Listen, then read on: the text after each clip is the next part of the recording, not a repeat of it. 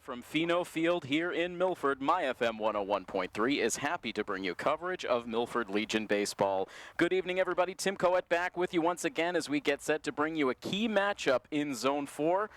Well, it ended up being an impromptu off day for Post 59 yesterday. They were scheduled to play a doubleheader against Wachusett Post 42, but in the end, neither one of those games were played. Complications on the Wachusett side forced both games off the board. We will have more details on that as we talk about it with Coach DeVito coming up in our New England Flooring Coaches Corner. But suffice to say, one of those games will end up getting played a little bit later on in the season. So again, we will bring you all of those details in just a little bit. But in the meantime, no action for Post 59 last night, which means they end up coming into this game today still fresh off of that very big win in extra innings over Framingham Post 74 back on Sunday afternoon. A key pinch hit home run for Tyler Almeida broke a 1-1 tie in the top half of the ninth inning, and Milford receiving phenomenal pitching all game long. 7 strong innings from Tommy Leone, and then scoreless relief out of Sean Rebello and Alex Reynolds, and Milford was able to win their second straight game. 2 big wins on the road over the course of the weekend, a 7-0 win against Eastside on Saturday, and then that big 2-1 victory over Framingham on Sunday. So the pitching on full display this weekend, and some clutch at-bats as well, helping right the ship for Milford, putting a stop to that 3-game losing streak after Milford was scuffling a bit heading into the weekend, but definitely have things headed in the right direction, and they need to, as they will face a very tough test here tonight in Leominster Post 151. Of course, one of the arch rivals of Post 59 historically in Zone 4, and Leominster is a veteran-heavy team, a very talented team, and they bring a 7-0 record, undefeated so far in Zone 4 play. They are right now the first-place team in the standings, so this will be a key test for Post 59 tonight. Again, it is Milford taking on Leominster, with first pitch coming up in just about 10 minutes from now. So one of the games from yesterday's scheduled doubleheader will go in the books as a forfeit. So technically Milford coming in to action here today now with a 7-3 record overall on the season, as that forfeit will count as a victory. But rather than taking the 2 forfeits, which, just to refresh everyone's memory, 2 forfeits in a single season by league rules, by Milford Legion rules, by American Legion rules I should say, would result in Wachusett's program being dissolved. They would forfeit the remainder of their schedule, and then they would face a ban from Legion play. So rather than having that nuclear option on the table, which would drop a program out of Zone 4, Coach DeVito and the Milford coaching staff taking the opportunity to find a way to reschedule one of those games to keep the Wachusett program active here in Zone 4.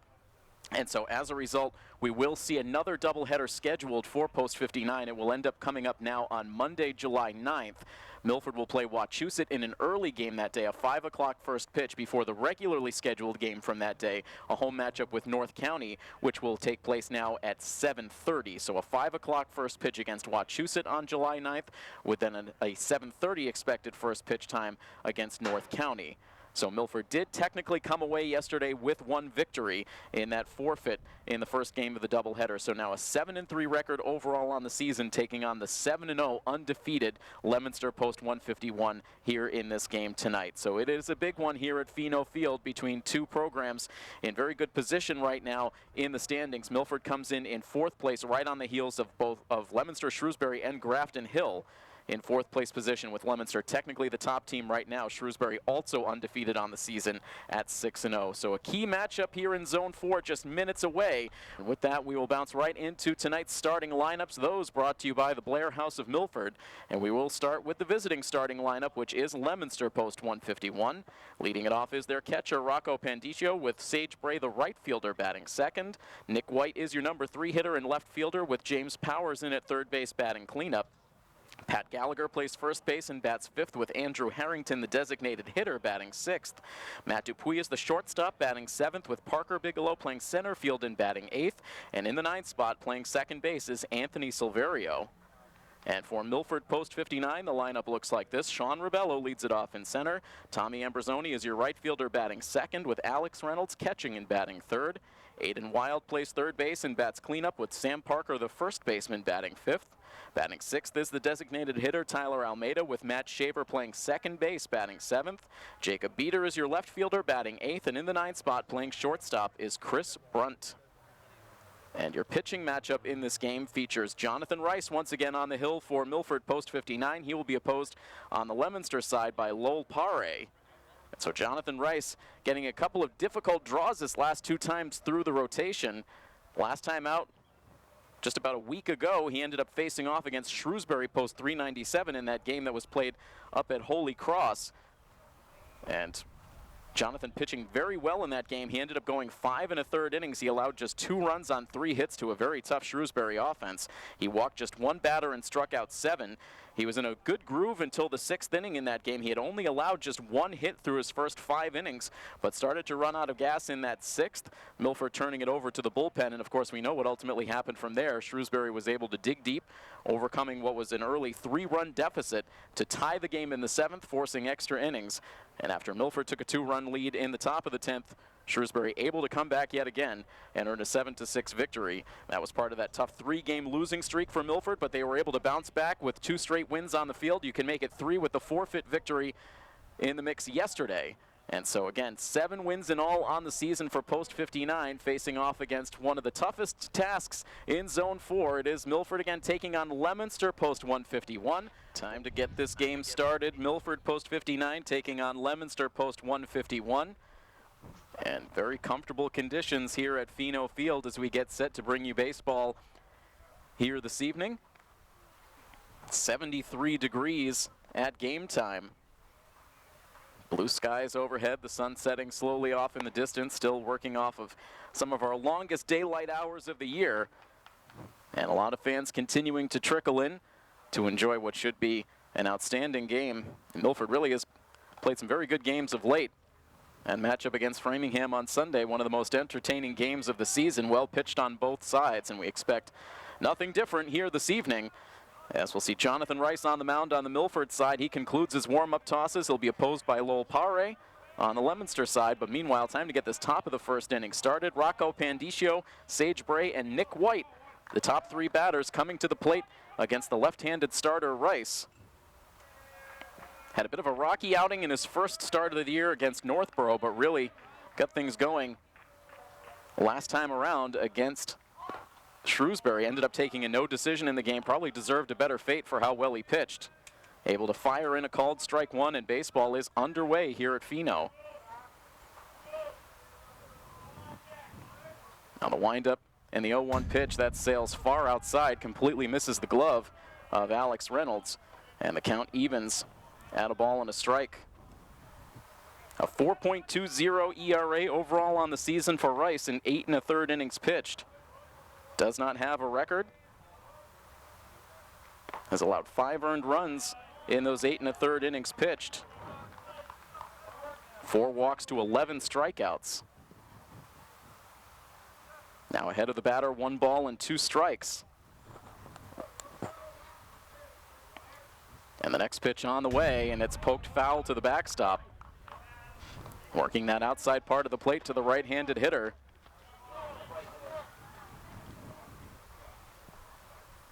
Milford once again wearing their brand new gold uniform tops just for the 2nd time this season, a new addition to the wardrobe arsenal for Post 59 this year. The pitch missing in the dirt, and now a 2-ball, 2-strike count to Pandiccio. Righty settles back in at the plate, and the pitch from Rice, and a half swing. Pandiccio ends up going around, a strikeout to the first batter of the game. Pandiccio fooled on the pitch, and he'll head back to the dugout. 1 out and the base is empty now for Sage Bray. Defensively for Milford, it's Alex Reynolds behind the plate, Aiden Wild at 3rd, Chris Brunt at short, Matt Shaver at 2nd, and Sam Parker at 1st. Left to right in the outfield, Jacob Beater, Sean Ribello, and Tommy Ambrosoni. As strike 1 is pumped in to the right fielder on the Leominster side, Sage Bray.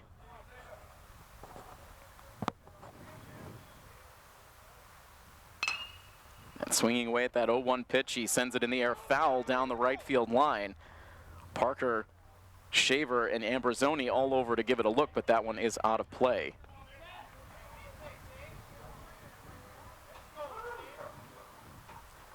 So a quick no-ball, 2-strike count. And you heard it from Coach DeVito in our New England Flooring Coaches Corner. Getting ahead of hitters with 2 strikes has not been a problem for Milford pitching. It's been putting them away once they get ahead. We'll see how Jonathan Rice fares in that territory as the game goes along. Here's his 0-2 pitch. It misses up and away.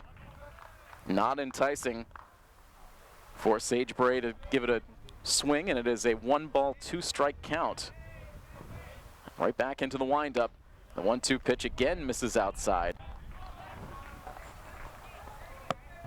Trying to get Bray to chase. He will not agree.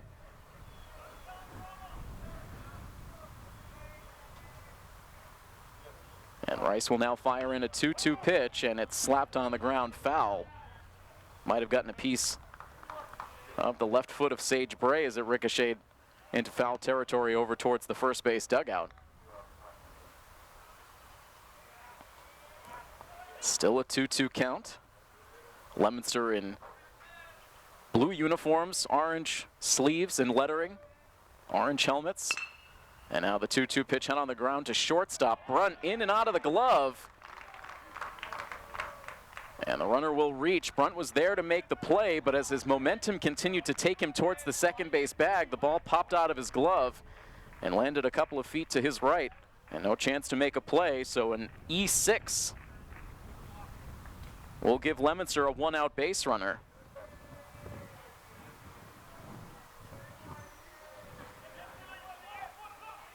Brunt once again playing shortstop with Shaver at second base. The two have flip-flopped positions here since the arm issue creeped up for Shaver.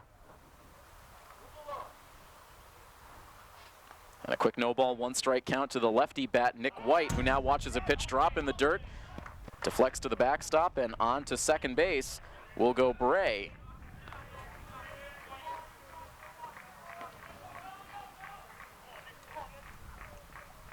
So an error and a wild pitch giving Sage Bray a free trip around the bases so far. He's now in scoring position with 1 out. And a 1-ball, 1-strike pitch coming up to White. And that drifts in for a called strike, making the count 1-2.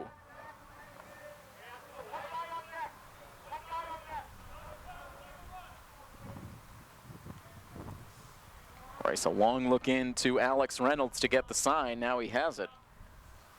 And the next pitch is a line drive out into right field, and having to play it on a bounce is Ambrosoni. They will stop the runner at third. Ambrosoni getting himself in position to fire to the plate. But Coach Didion for Leominster not wanting to take any chances. He holds Bray at third. That was not all that deep. So a single for White. And the complexion of this inning has changed in a hurry. Milford should have had 2 outs and the base is empty, and now instead it's runners at the corners with still just 1 out. And the third baseman James Powers stands in. Back-to-back lefties in the Leominster lineup, facing the lefty starter Jonathan Rice. And the first pitch of the at-bat is down in the dirt. It's blocked in front by Reynolds. The runner will move up to second base, but Bray holds at third. And so that takes the potential double play off the table.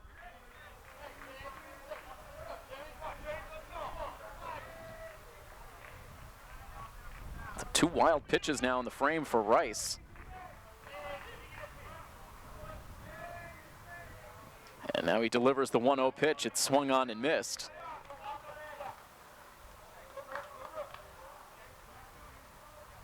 When you face a team playing as well as Leominster, you don't want to give them extra chances or easy opportunities, but that's exactly what's happened so far with the error and the wild pitches, allowing post 151 to place 2 runners in scoring position with only 1 out.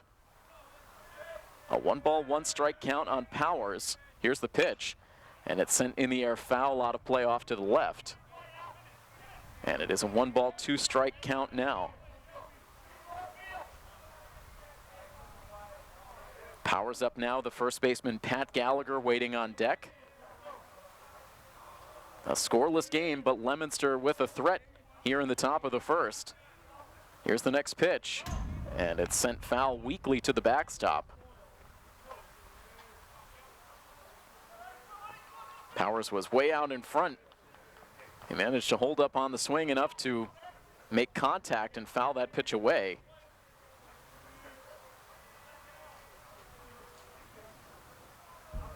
Rice Rice ready now with another 1-2 pitch. And that one misses. Maybe a little bit high, and it's a 2-ball, 2-strike count.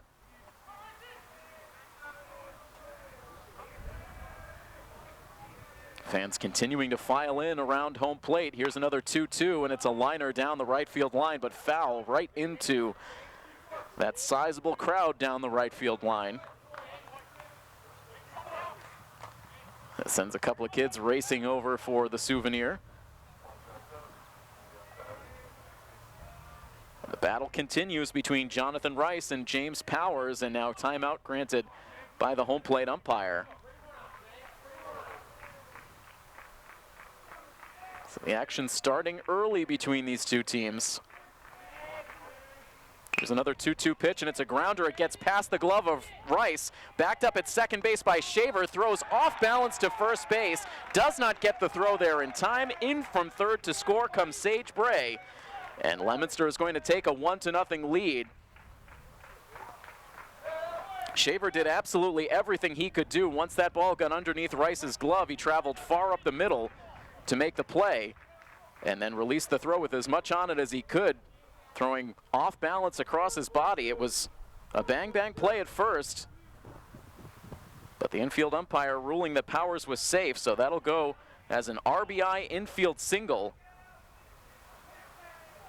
And Leominster now with a 1-0 advantage. Runners at the corners as Nick White was able to take third. And ball one sent in to Pat Gallagher, the fifth Leominster batter, to come to the plate in this inning. So that run will be unearned after the error at shortstop. And now a 2-ball, no-strike count as the fastball misses high from Rice. And you could see Alex Reynolds gesturing from behind the plate for Rice to try to calm down a bit on the mound. Here's his 2-0, and that's not close. It drops in the dirt, and Reynolds has had to be on his toes behind the plate here so far in this first inning, blocking a number of pitches down low, a lot of pitches missing wide of the strike zone. And so Rice showing his wild side here in the first. Now ready to deliver a 3-0 pitch, and that misses badly for ball 4. So he walks Gallagher on 4 pitches to load the bases, and this will bring Coach DeVito out of the first base dugout. Coach DeVito sending one of his most reliable arms to the mound in this key Zone 4 matchup, and not liking what he is seeing early on. The error getting this inning started with 1 out, and since then it's been a single and infield hit to bring in a run, and now a walk to load the bases. A couple of wild pitches mixed in there as well. And while we have the moment, we want to remind everyone, we'll miss any Milford Legion action here on MyFM, and you're looking for a recap of the previous game. You're wondering who the most recent player of the game was, or you want to know when Post 59 plays next, you can use our MyFM text line. Just text the word Legion to 508-473-MyFM. That's 508-473-6936. The MyFM text line is brought to you by the Dean College School of Continuing Studies. You can make it 5 consecutive pitches missing the strike zone now for Jonathan Rice as he deals in ball 1 to the DH Andrew Harrington.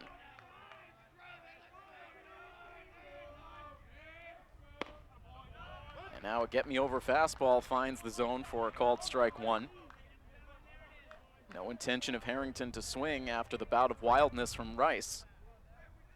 Has no margin of error now with a Leominster runner at every base. Milford in tight at the corners. As the pitch misses, now 2 balls and 1 strike.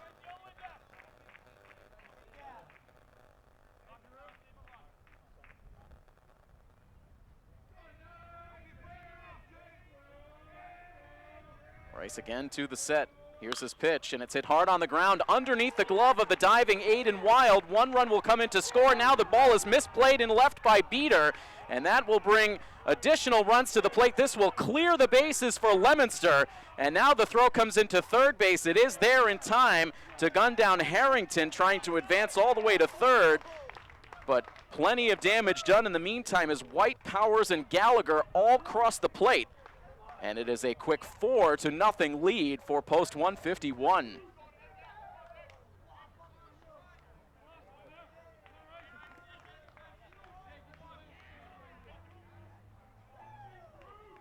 Milford fans shocked into silence here early. And so that will likely end up going in the books as a single, and then a very costly error by Jacob Beater. Had intentions on firing into the plate, but did not look the ball securely into his glove, and it ended up rolling a good ways behind him. So the second Milford error of the inning.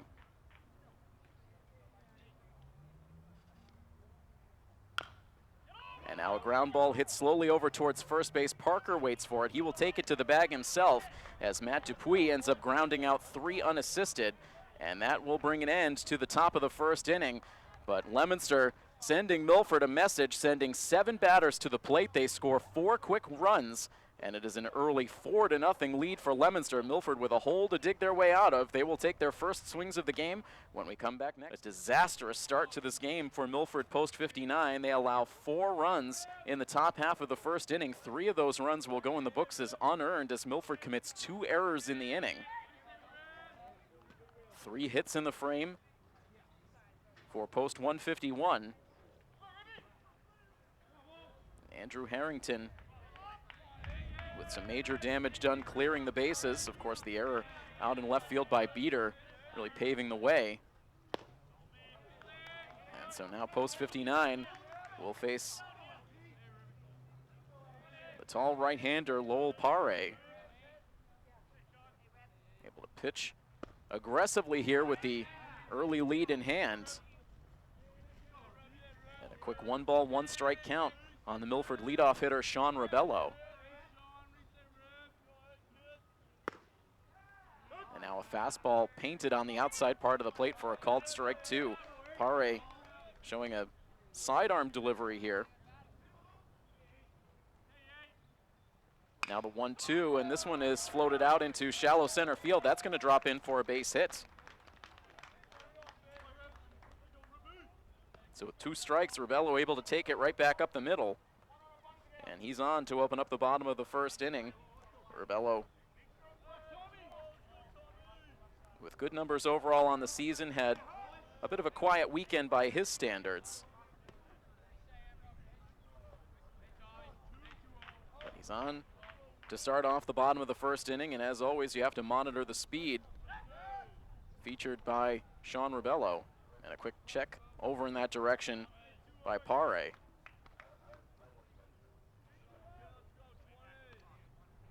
Tommy Ambrosoni at the plate waiting to see his first pitch of the night. And he takes it for a strike.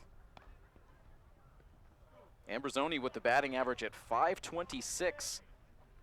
Had a couple of multi-hit games over the weekend, now 10 hits and 19 at-bats. Also terrific walk numbers. He's walked 6 times. So that on-base percentage at .679 now on the year. And 1-ball, 1-strike count.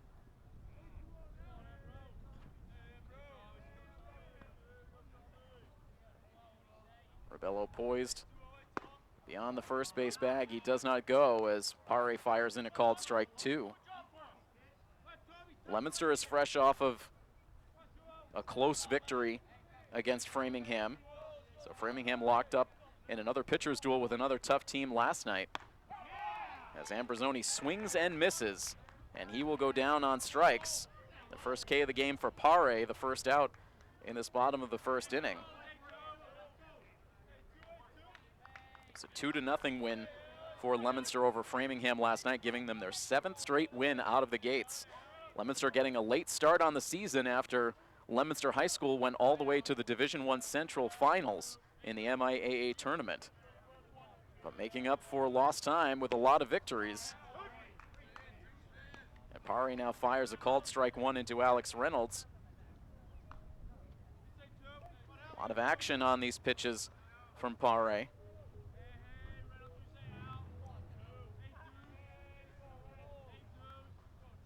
Rebello has not attempted to steal yet. He stays put as Reynolds sends a pitch foul and out of play and finds himself down in the count 0-2.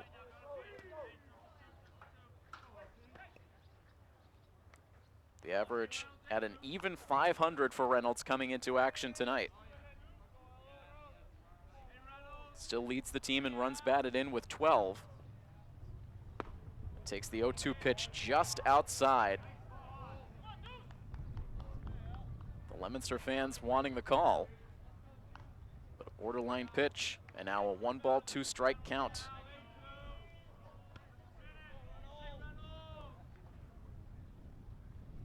And now a swing and a miss, and a pitch later. Pare able to get the job done. Reynolds down on strikes, back-to-back Ks in the inning for Pare. And there are now 2 outs, with Aiden Wild about to take his first at bat.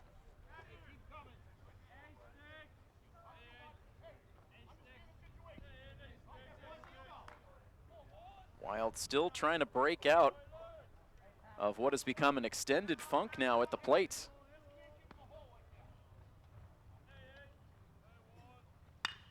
He swings at the first pitch here and sends it in the air out to left field. Waiting for it to eventually come down is Nick White. He makes the catch, so the slump will not end in the first at bat for Wild as he flies out on the first pitch he sees, and that finishes off the bottom half of the first inning. The leadoff hit goes by the boards for Milford, an inning in the books, and Leominster with a 4-0 lead on Milford. On your just tuning into the broadcast, you missed an eventful top half of the first inning. Leominster able to score 4 times on 3 hits, helped along by a pair of Milford errors, so it is a 4-0 Leominster advantage. Jonathan Rice back out to the pitcher's mound to face batters 8, 9, and 1. It'll be Parker Bigelow, the center fielder, to lead it off.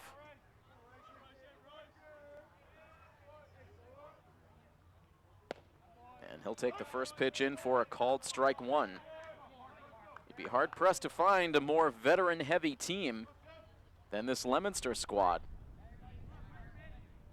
A lot of returning players from last year's team, and a team that boasts 6 players returning from their freshman year at college.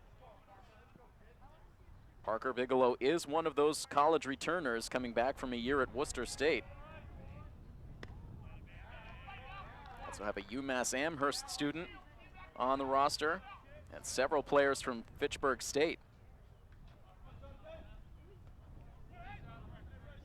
And of course a heavy contingent from Leominster High School as well, as the 1-2 pitch misses, and that will now even the count.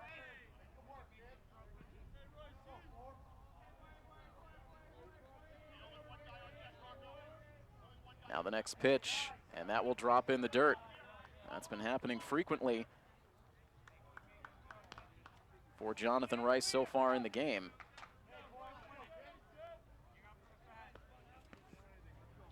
A full count now.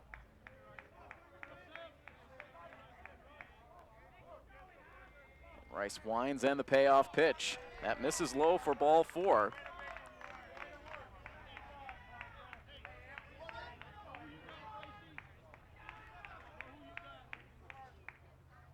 Second walk allowed by Rice.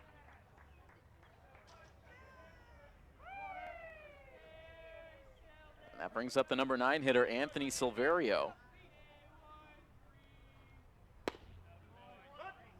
And now Rice able to start off Silverio with a first pitch strike. Milford is going to quickly start to get some activity loosening in the bullpen.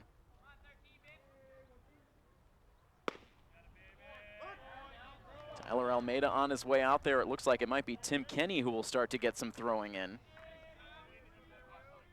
Rice able to get strike 2 past Silverio.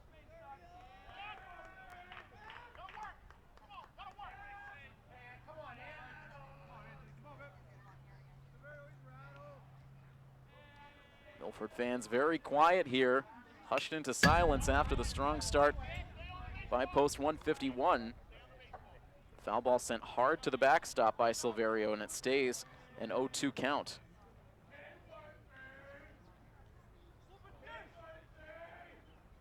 Rice leans in for the sign, now sets, and will send a pickoff toss over to first base. Bigelow was back to the bag before the ball even left the hand of Rice. Conservative with the lead with the lefty pitcher on the mound. And now the 0-2 home is swung on and missed. So Rice able to make quick work of Silverio to grab his second K.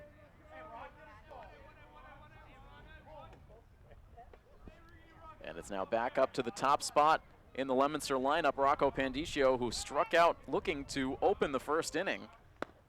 But it was all downhill from there for Rice and Milford. Pandiccio able to start off looking at ball one. A bigger lead now at first base for Parker Bigelow. He does not go as the pitch is driven in the air out to left field, but there's room for Jacob Beater. Sidesteps a couple of feet over towards left center to make the catch, and there are 2 outs now in the second inning.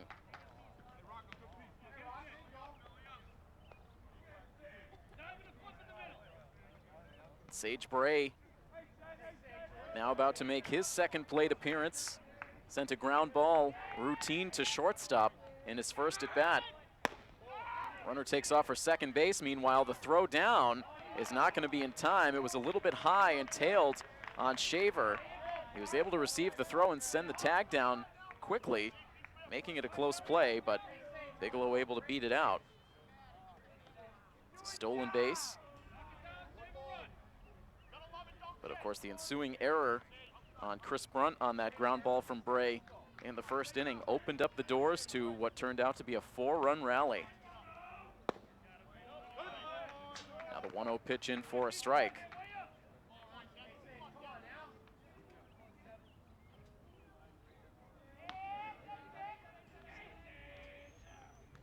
Shaver trying to keep that runner close to the second base bag as Rice fires in low and inside. And the count goes to 2 balls and a strike now on Sage Bray.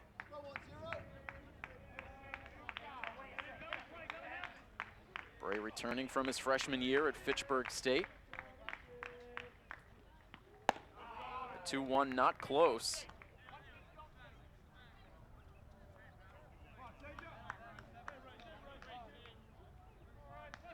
Three balls, 1 strike, 2 outs, and a runner in scoring position for Leominster. Here's the pitch, and that will miss high for ball 4. Already the 3rd walk for Jonathan Rice. And again, you look back to that start he had against Shrewsbury last Wednesday. He only walked 1 batter in 5 1/3 innings. Prior to that, it was 2 walks in 3 innings of work against Northborough in his first start of the season back on June 15th. So already establishing a new high. Walks in a single game. 3 through the first inning and 2/3. And starts off behind the number 3 hitter, Nick White, who's 1 for 1. And now a strike at the knees evens the count. Milford does have a rested bullpen after the off day yesterday.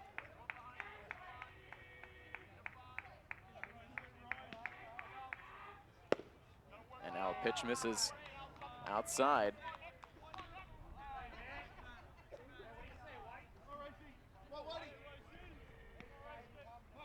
Two balls and 1 strike the count. The Leominster bench looking for another rally, as Rice is able to pull that one to the outside corner. 2 balls and 2 strikes now on the hitter. Another lefty versus lefty matchup.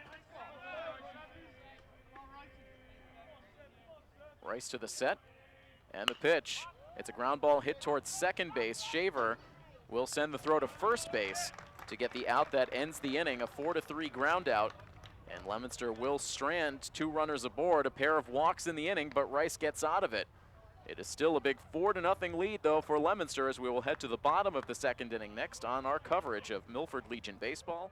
4-0 the score, Leominster with the lead, Milford coming to the plate in the bottom half of the second inning against the post-151 starter Lowell Pare, who notched 2 strikeouts in his first inning of work. He will face Sam Parker, Tyler Almeida, and Matt Shaver in this second inning. Tim Coed happy to be with you once again from Pheno Field. It is the last time we'll be at Pheno for a little while. We will not be here again until July 2nd after tonight. Milford will spend the rest of this week away from Pheno. Games at Grafton Hill, Northborough, Cherry Valley, and then they will play in the second annual Zone 4 day at Holy Cross on Sunday afternoon, taking on Maine South, before they finally return to Pheno next Monday to take on Sturbridge.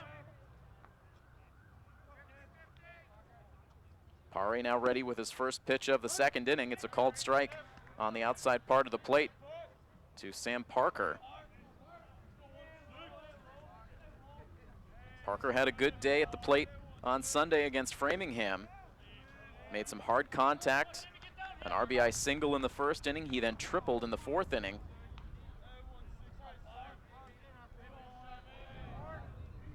Milford would like to see his bat get going on a regular basis. Here he sends a fly ball out to center field. Backpedaling is Parker Bigelow. He's there to make the play. And Parker, angry at himself, as soon as he finished the swing, you could hear him shout as he made his way down the first base line, got under that pitch a little too much. And he's out number one in the second inning. That will bring up the hero in extra innings from Sunday, Tyler Almeida. He'll take a pitch outside for ball one. Almeida getting the day off. Watched his team from the dugout through the first 8 innings at Bowditch Field. Came to the plate with 2 outs and the bases empty in the top of the 9th inning and drove a pitch over the right field fence for a solo home run that was the difference maker. Milford winning it by a narrow margin of 2-1.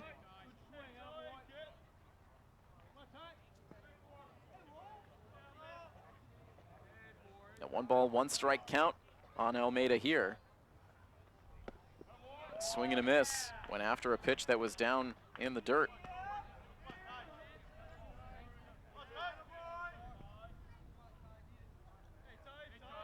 Almeida looking to protect the plate now.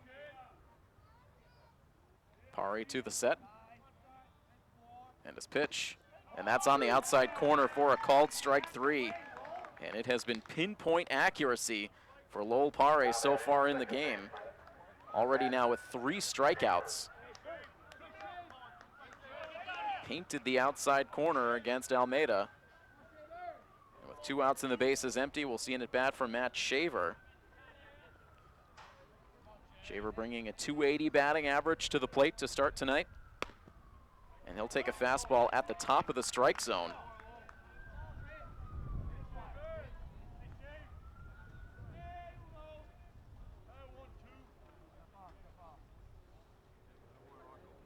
Shaver now granted time at the plate. Pare with an unconventional delivery. He sets up to the extreme third base side of the pitching rubber. And comes in with a sidearm delivery from the right side. Not something these Milford hitters are used to seeing.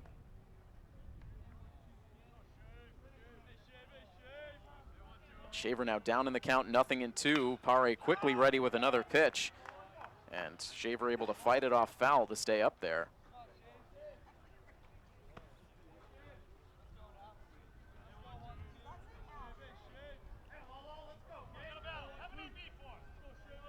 Shaver settles the bat over the shoulder, staring back out to Lowell Pare, who now fires in the 0-2 pitch, and it's a bouncer to second base. Took a high hop on Silverio, but he was able to handle it and fire to first for the out that ends the inning. The first 6 Milford batters have been retired in order. We're done with 2 innings now from Pheno Field. It is 4-0 Leominster over Milford. Jonathan Rice to get this 3rd inning started, gets a hard smash on the ground over to first base off the bat of James Powers, but it's fielded by Sam Parker, and he'll take it to the first base bag, and 1 pitch, and Powers is retired.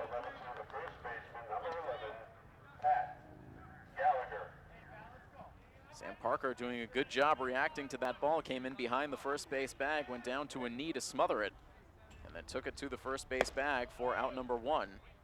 And now ball 1 is sent in high to Pat Gallagher, who worked a walk back in that first inning rally.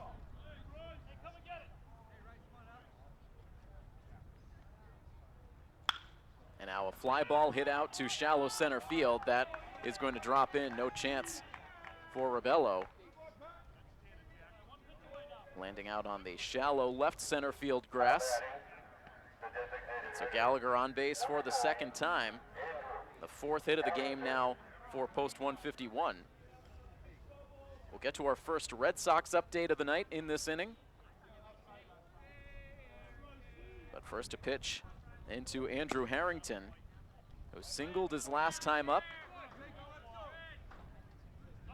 And then the error out in left field for Jacob Beater ended up allowing all three runners on base to come around to score.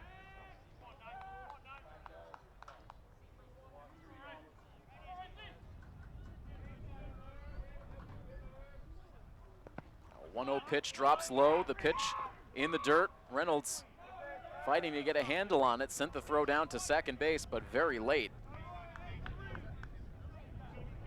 Gallagher ends up getting the steal.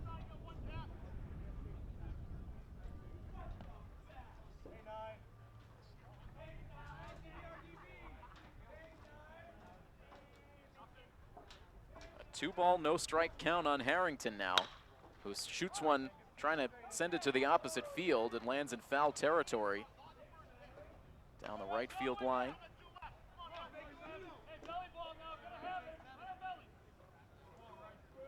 A 2-1 count as Gallagher walks out to a lead at second base. The next pitch inside and low.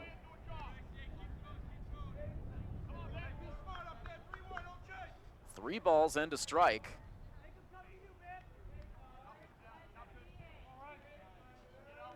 And Rice to the plate, gets a ground ball hit to third.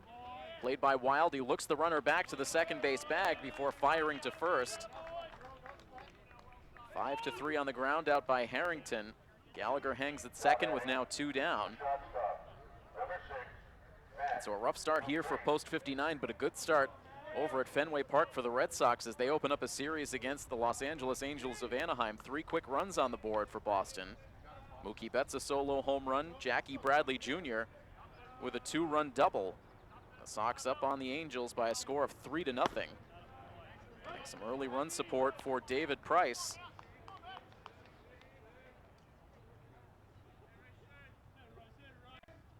Continue to monitor the progress of that game, and of course at the conclusion of our Milford Legion broadcast we will send you out to Fenway for the remainder of that game. We are 2 outs deep in the top half of the third inning. Leominster leading 4-0. They have a runner at second base with 2 outs and a 1-ball, 1-strike count on the shortstop Matt Dupuis. He hits a ground ball to second base, playable for Shaver. He scoops it and tosses to first for the out that ends the inning. So Leominster has had base runners on in each of the last 2 frames, but Rice has held them off the scoreboard, but still a 4-0 lead for post 151 over Milford post 59. Lowell Pare back out on the hill for Leominster, continuing to enjoy a 4-0 lead.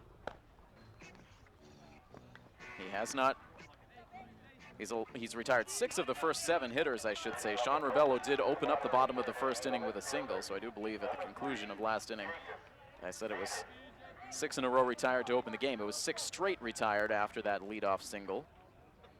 So Leominster out hitting Milford 4-1. It will be Jacob Beater, Chris Brunt, and then back up to Sean Rebello here in the third. Beater looking to atone for that first inning error that allowed 2 unearned runs to cross the plate.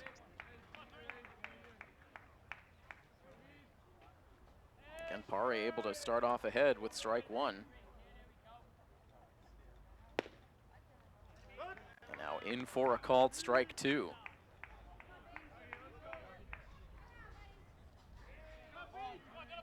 Pare has been painting both sides of the plate so far.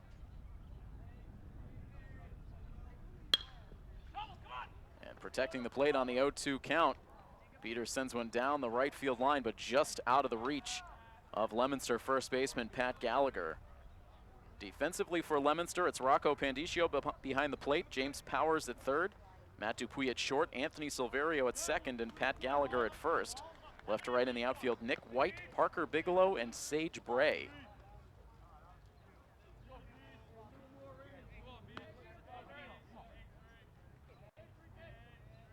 Here's another 0-2 pitch, and Beater takes it. This is low for ball one. Chris Brunt, the hitter, on deck. The next pitch, that's on the outside corner for strike three. 4 strikeouts now for Pare. 2 of them swinging, 2 of them looking.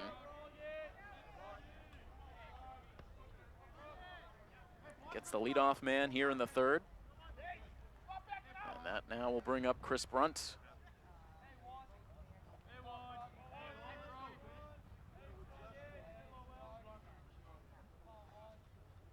He swings at the first pitch and loops a fly ball out into shallow center field. Out goes the second baseman. He now gives way to Bigelow in center, who races in to make the catch. Excellent closing speed for Parker Bigelow. Catches that pop-up only a few feet shy of the infield dirt. And it's 2 up and 2 down in the third. And it brings it back around to the only member of this post-59 lineup that was able to reach the first time through. That's Sean Rebello.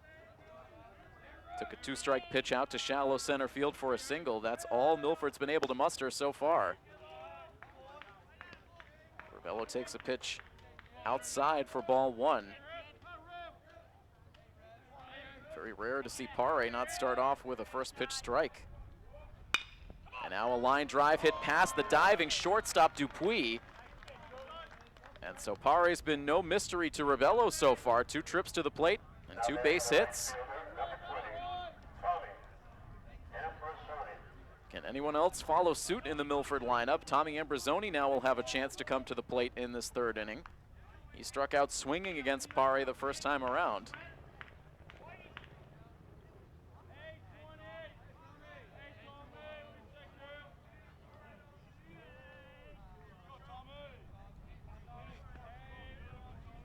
Pare sets the first pitch in. Ambrosoni was showing bunt, but pulled the bat back as that fastball ran inside.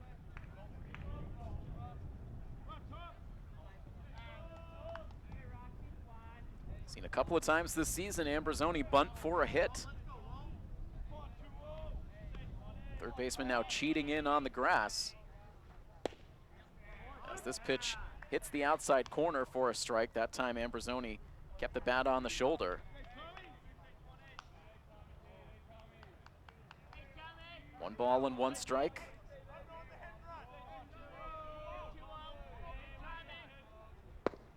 Rebello starts and stops down the line from first as the pitch misses for ball 2.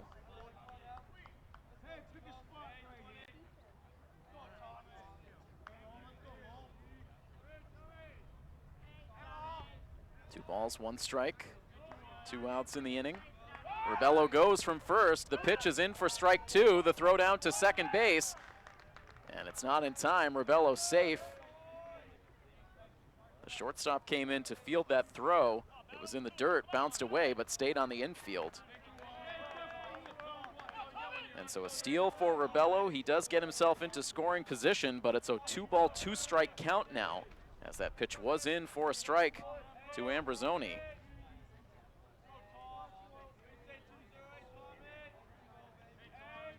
Lefty waiting on another pitch, and we'll have to wait a little longer as Pare steps off.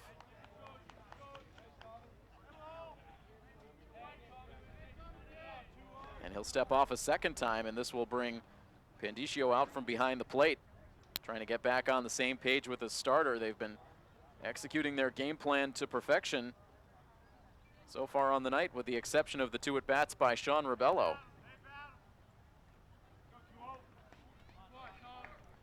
Rebello with 2 feet on the second base bag will now step off to a lead. Pare ready on the mound. Shortstop cheating in behind Rebello as now the pitch comes in and it just misses off the outside part of the plate. Pare had started with a couple of strides towards the third base dugout, and rightfully so. That was a good looking pitch. Ambrosoni lucky to still be up there. It's now a full count. And now the payoff pitch, and that is inside for ball 4. That one clearly off the plate. So Ambrosoni, maybe with a little luck on his side, able to work the 2-out walk, and now Milford with 2 runners on and 2 out, and a chance for Alex Reynolds, who's been one of their most reliable bats so far on the season. Reynolds a strikeout victim back in the first.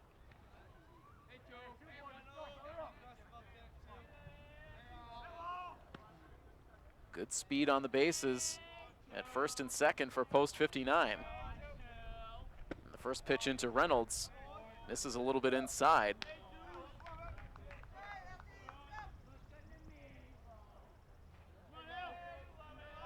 Alex Reynolds had a big home run in the postseason matchup between these two teams last year. And now has to jump out of the way of a pitch that came right through the right side batter's box. Somehow Reynolds able to elude contact with that pitch. But he's ahead now 2-0, and Coach DeVito saying pick your spot from the third base coach's box.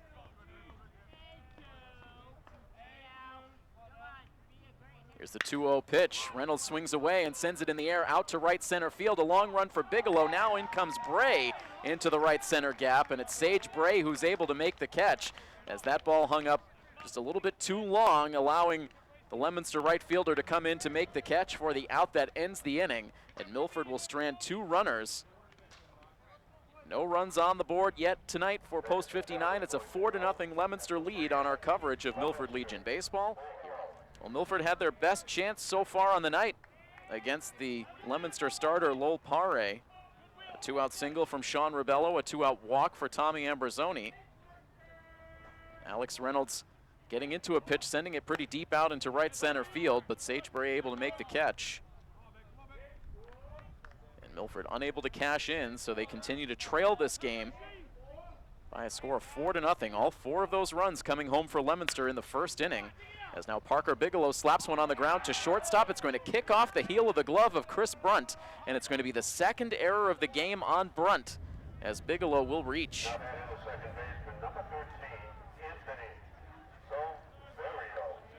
The Milford defense has been very steady so far this season. In particular, their infield defense has made a lot of good plays, but tonight it has been shaky in a lot of spots on the diamond. 2 errors now on the night for Brunt, with the error out in left field as well, so 3 errors in all, as now Anthony Silverio is able to drop a bunt down out in front of the plate.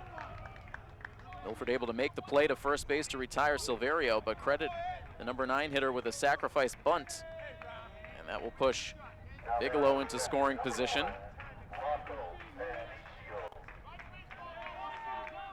Runner in scoring position with only 1 out, and the third trip to the plate now for the leadoff man, Rocco Pandiccio.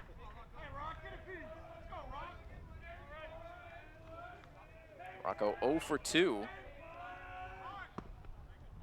And he also shows bunt and ends up taking a called strike. Some Leominster fans here in the Pheno crowd tonight. Once again, good attendance here at Pheno Field. As now Pandiccio sends one over to the right side. A nice rangy play by Shaver. He's able to toss to first base to get the out. Went a long way to his left, and then with the glove fully extended was just barely able to snag that ball, but then did not have far to go with the throw, getting it to Parker to finish off the 4-3 ground out. 2 outs now in the inning, but with the ground ball to the right side, Bigelow able to advance to third.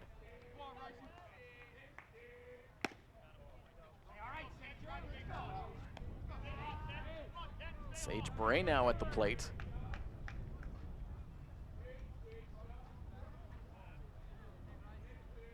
Taking the first pitch for ball 1. The next one in from Rice is swung on and missed. Got the fastball by him. Milford bullpen quiet for now. They did have action up earlier. Rice trying to get out of an inning with runners on base yet again. This time a man at third. He pumps in another strike to Bray and jumps ahead in the count 1-2. Bray has reached twice, once on an error and once on a walk. Here's the 1-2 pitch, and it misses away. Bryce yanking that pitch too far outside. Bigelow a lead and foul ground at third. Here's the 2-2, and it's up and away for ball 3. And so more of the problems that Coach DeVito talked about before the game, getting ahead of hitters and not being able to execute to put batters away.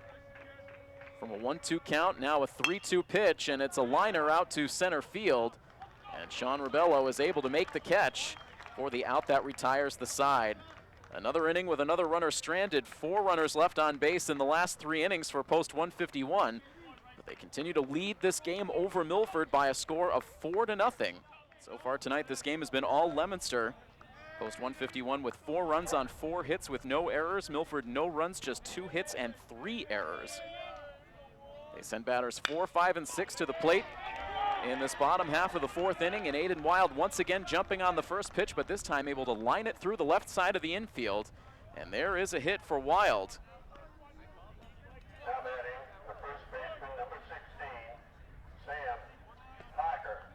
Aiden hoping for a hit that gets him going again. He actually came into the game tonight with a batting average under 200 at 194.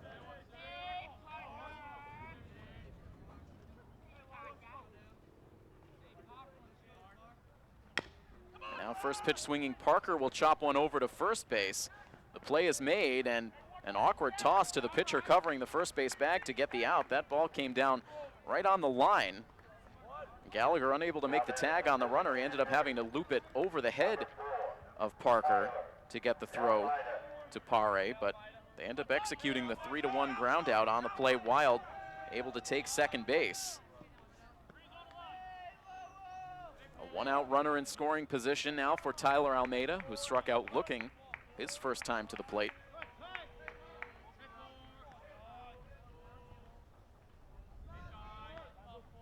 Pare, a long set, now comes in with the fastball and misses for ball 1.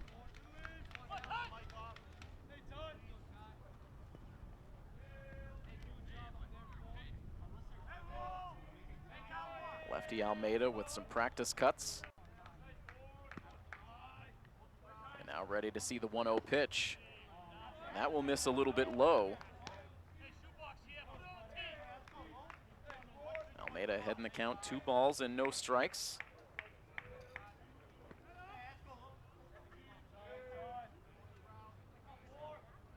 Long look down to second base now for Pare, where Wild has a big lead. And perhaps providing a little distraction to the Leominster starting pitcher as he misses badly outside. We have not seen Pare missed many of his spots so far in this game, but misses far outside. The ball briefly got away from Pandiccio, but no advance for Wild, and the Leominster catcher immediately out to have a few words with a starter, trying to get him locked back in.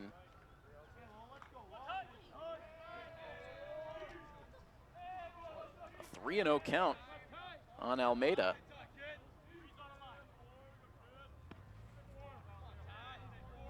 Another hesitation for Pare. Now here's the pitch, and he delivers it over the outside corner for strike 1. No sign of a swing out of Almeida. He was taking all the way. Milford looking for base runners to try to climb back into this one. Staking Leominster to an early 4-0 lead.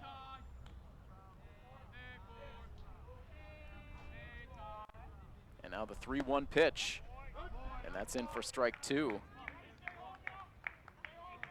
Quick release for Pandiccio back to the pitcher's mound as Wild had a big secondary lead. Eventually Wild making his way back to the second base bag. A full count now on Almeida.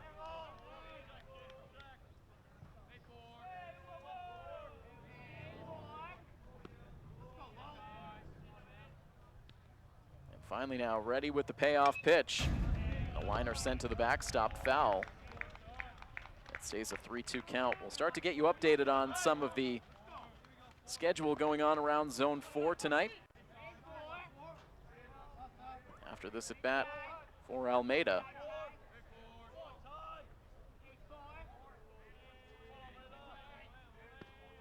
Pare back to the set. And another 3-2 pitch. And that's in for a called strike 3. A borderline pitch. Almeida was ready to head down to first base, but gets the bad news from the umpire.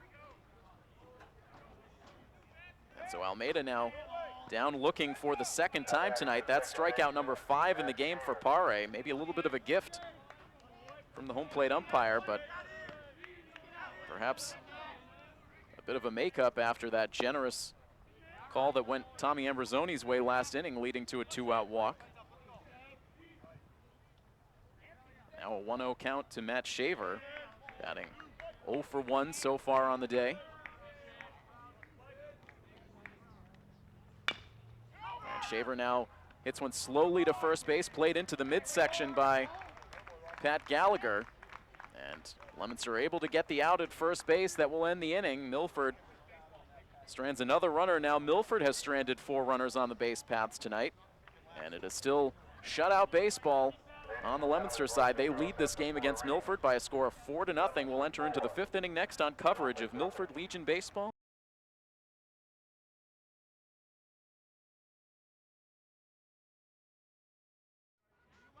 Jonathan Rice firing in, strike 1 to the leadoff batter here in the top of the 5th for Leominster, Nick White. And now a breaking ball, that drops in on the outside edge.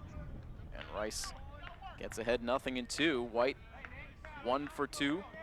A single back in the first. He scored a run. And now sends one foul off to the left and out of play. The scoring for the Red Sox. We mentioned the Betts homer. Bradley with an RBI 2-run double. Andrew Benintendi also with an RBI double in the game, and Mitch Moreland driving in a run on an infield single. So again, 5-1 Red Sox that game in the top of the 3rd. We're in the top of the 5th now at Pheno Field. And a 1-ball, 2-strike pitch on the way to Nick White, and that is on the outside corner for a called strike 3.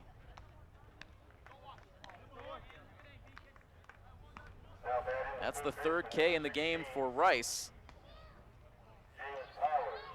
Able to get the leadoff man, and now James Powers at the plate. Drove in a run with an infield single in the 1st inning, just able to beat the throw from Matt Shaver.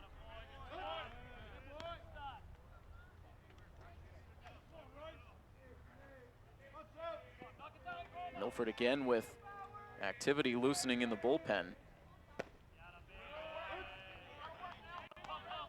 Reliever warming up for Milford has the warm-up on over the jersey, so we can't see a number out there, but it does look like it might be Tim Kenny, who warmed up earlier. Now a ground ball hit up the middle, another chance for Shaver, and this time he's able to get Powers. Playing that ball, ranging towards the second base bag once again, but a little bit more routine this time for Shaver, and he's able to handle it. 4-3 on the out, 2 up and 2 down. And Pat Gallagher now will stand in. He's been on base twice. He walked and scored in the 1st inning and singled with 1 out in the 3rd.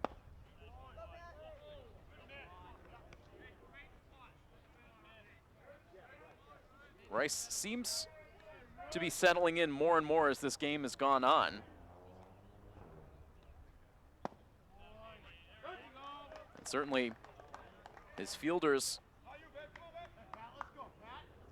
share a considerable amount of the blame for that 4-run rally in the 1st inning, with 2 errors, one on the infield and one on the outfield, as now Rice induces another ground ball to second base off the bat of Gallagher. Shaver again with an accurate throw to first base, and the best inning yet for the left-handed starter, Jonathan Rice, as he retires the side in order. So we will move on to the bottom of the 5th inning. Milford needing to get the offense in gear. It is 4-0 Leominster. It'll be Jacob Beater getting the inning started for post 59, already into the bottom of the 5th inning. After a lengthy top half of the first, this game has breezed along. Leominster seizing control, and Lowell Pare has not eased up on the mound for post 151. Induces a ground ball to shortstop, but it kicks off the chest of Matt Dupuis. And the first break for Milford on the night. The first Leominster error. The leadoff base runner is aboard for post 59.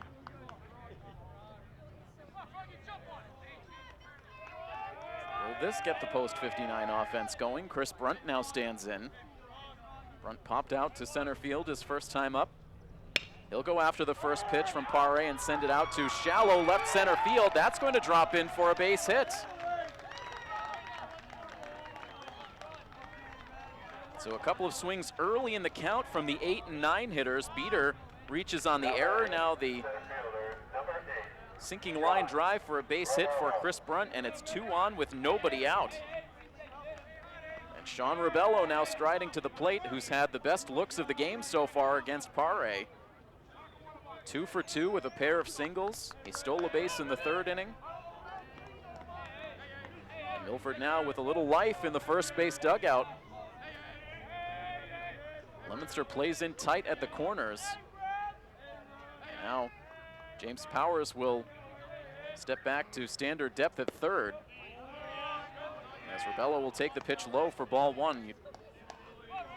It's unlikely that you'd see Sean Rebello bunting in this situation. He's been one of the better hitters in the lineup throughout this season. Coach DeVito likely wanting to see Rebello swing away. The pitch misses in the dirt. It kicks away from Pandicio. That might have caught him up in the throat as Pandicio now is shaken up. Beater advances to 3rd on the play, but now the Leominster coaching staff out to check on their catcher, Rocco Pandicio, who has his hand now high up on his chest. That ball took a very hard ricochet and looked like it got Pandicio right under the chin or on the throat. And Pandicio right now just trying to shake it off.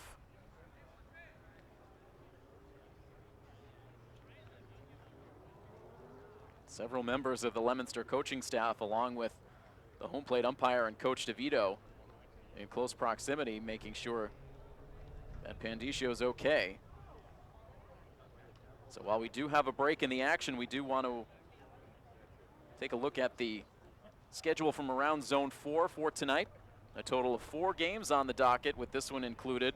The other 3 games all 5:30 start times. Wachusett with a home game against Eastside. Maine South hosting North County, and Northbridge traveling to Shrewsbury to take on post 397. We'll try to get some updates on the final scores of those games, likely most of them in the books by now. If we do get an update on any or all of those games, we'll certainly bring them to you.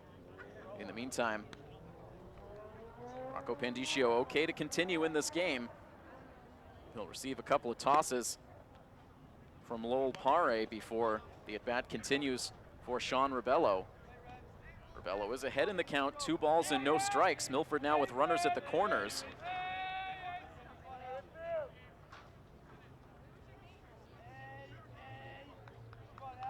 No outs in the bottom of the 5th inning. Rebello now back in on the right side.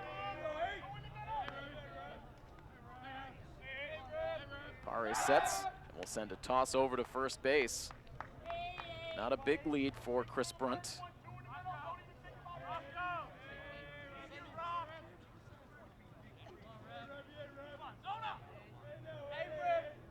Another look over to first base for Pare. He'll come to the plate. Pitch in for a strike.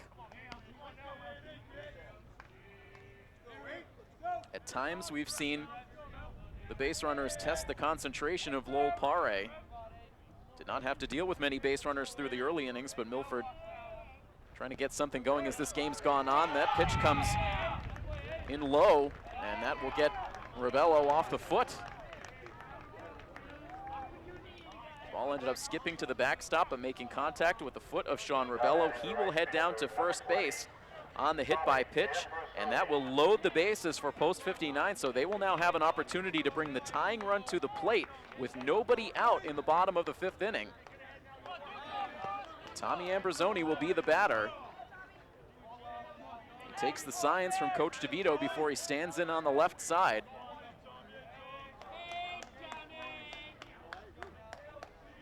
Post 59 trying to turn the tide in this game. Here's the first pitch into Ambrosoni. It misses inside for ball 1.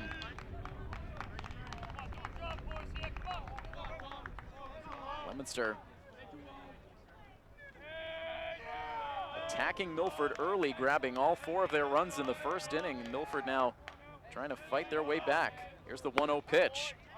Ambrosoni takes it for a strike. Tommy's 0 for 1. He did work a walk in his last at bat. A Milford runner at every base.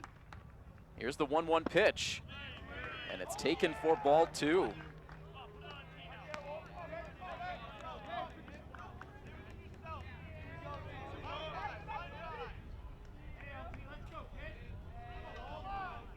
Catcher relaying the signs out to his starting pitcher. And now the 2-1 pitch. Ambrosoni swings away and drives it down the left field line, but it's a foul ball. Landing off behind the bleachers down the left field side, and the count is even once again now at 2. Alex Reynolds waiting on deck.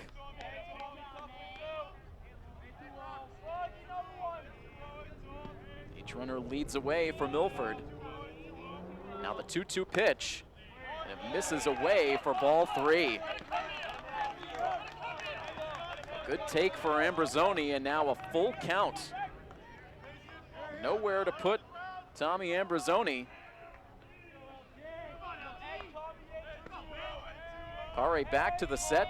Here's the payoff pitch, and it misses for ball 4. A narrow miss off the outside part of the plate, and Lowell Pare walks in the run. Ambrosoni to first. Jacob Beater able to trot across home plate with the first Milford run of the day, and it's now 4-1.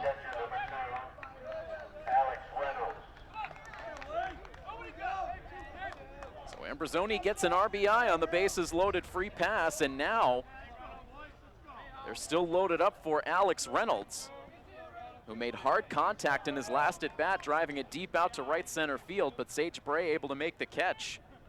As 2 runners were left stranded for Milford, but now 3 on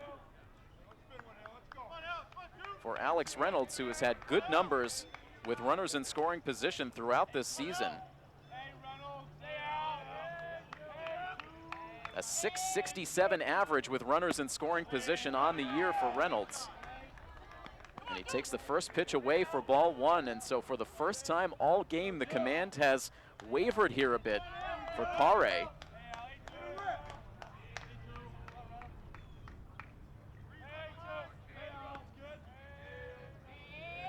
He's ready now with a 1-0 pitch. Here it comes, and it's swung on and missed. A late cut that time for Reynolds. And it's a 1-ball, 1-strike count. Reynolds 0 for 2. He struck out in the first.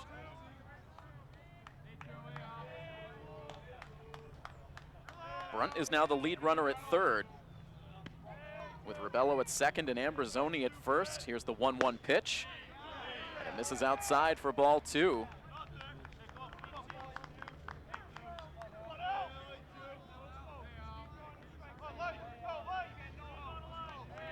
Milford fans finally with something to cheer for in this game.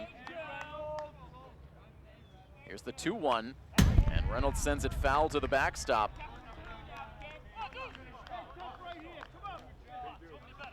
Just late on the pitch, and the count evens once again.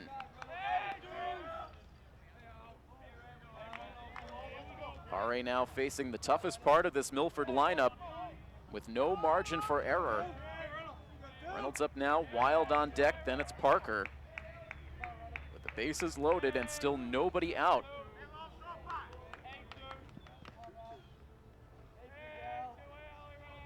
Ready now with the 2-2 offering, and Reynolds was just barely able to make contact, sending it on the ground foul. Right over in the direction of Aiden Wild in the on-deck circle.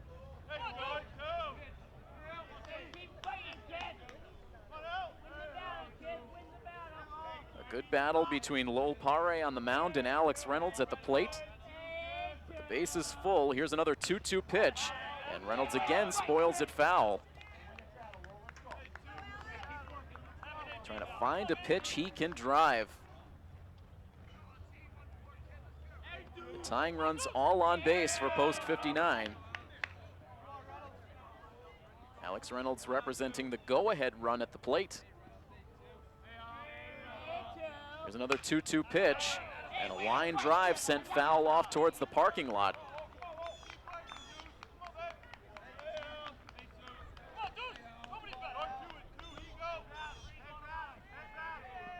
Both coaching staffs active,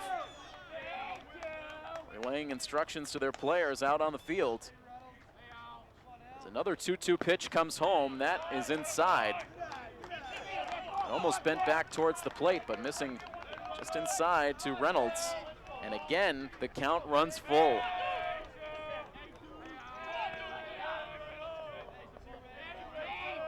Here is the 3-2 pitch, and a foul ball. Struck down right at home plate.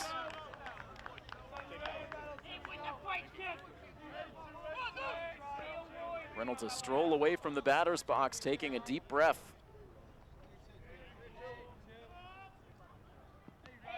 Hit would put Milford right back in this game. They trail by 3. Milford runners leading away from each base, as now Pare will step off the pitching rubber, and right now a battle of timeouts between pitcher and hitter.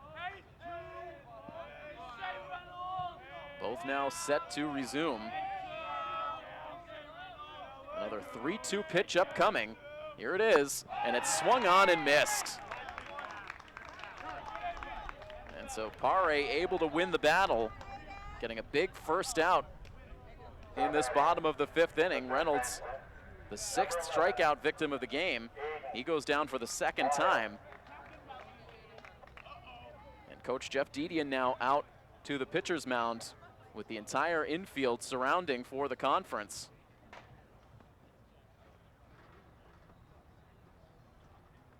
Aiden Wild next up for post 59, who broke out of an extended offer with a base hit in his last at bat.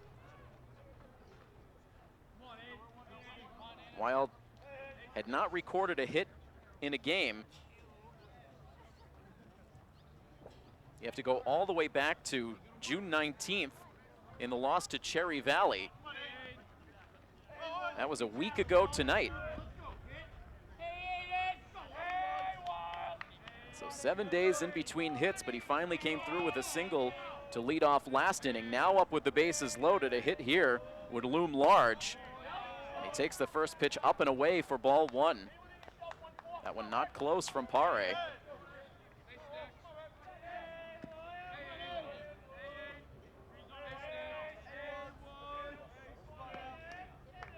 Wild has hit well with the bases loaded so far this season. And a bases clearing double. And a huge performance at the plate against Northborough earlier this season, in a game in which he drove in 6 runs. He's ahead in the count now, 2 balls and no strikes.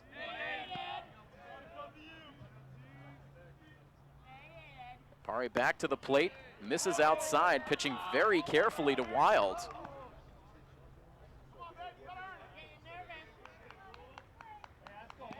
We'll see if Aiden has the green light up 3-0.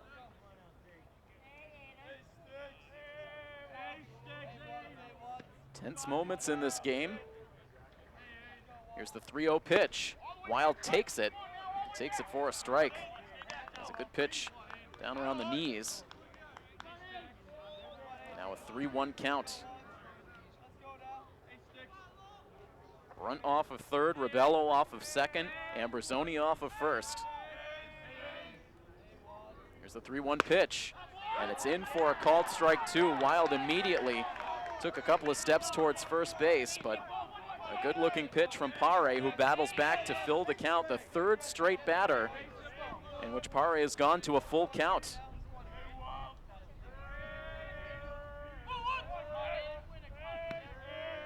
Wild settles the bat over the shoulder. Here's the 3-2 pitch, and it misses inside for ball 4. The second bases loaded walk of the inning. And that now will bring the score to 4-2 as Chris Brunt will be awarded home plate. Rebello moves along to third, Ambrosoni down to second. One out in the inning as Sam Parker will now stand in on the left side with the tying runs now in scoring position, the go-ahead run at first.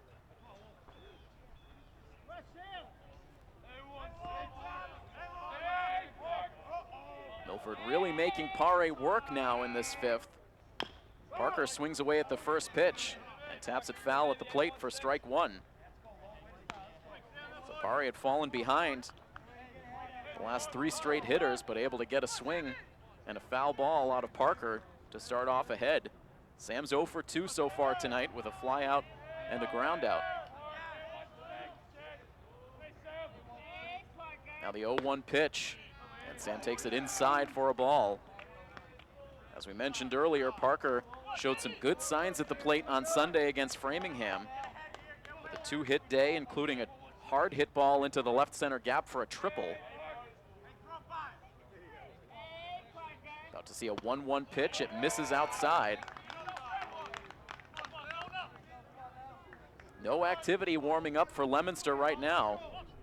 They didn't even need to think about it through the first 4, but things have started to take a turn here in the bottom of the 5th.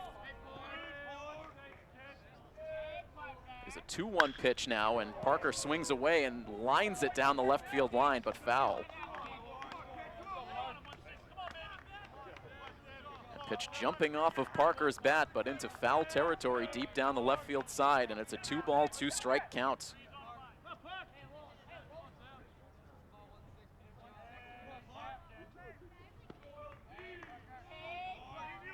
Here is the 2-2 pitch, and Parker able to hold up on the swing as the pitch dropped down in the dirt. And we will do it yet again, a 3-2 count now on Parker. Will we see a third bases loaded walk in this inning? Pare to the set. Here is the 3-2 pitch, and it's taken low for ball 4. Pare walks in his 3rd run of the inning, and it is now a 1-run ball game. The score 4-3. And Tyler Almeida now coming to the plate. He's 0 for 2 with a pair of strikeouts, took a borderline pitch in his last at bat that looked like it could have easily been ball 4.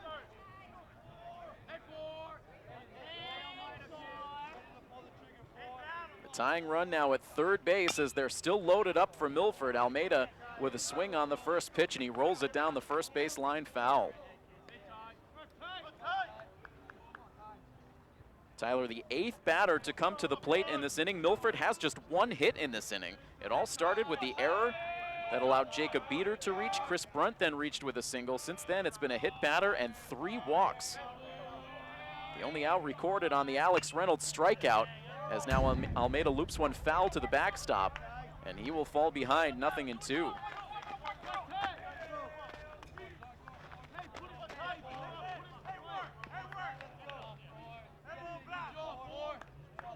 Both dugouts very active.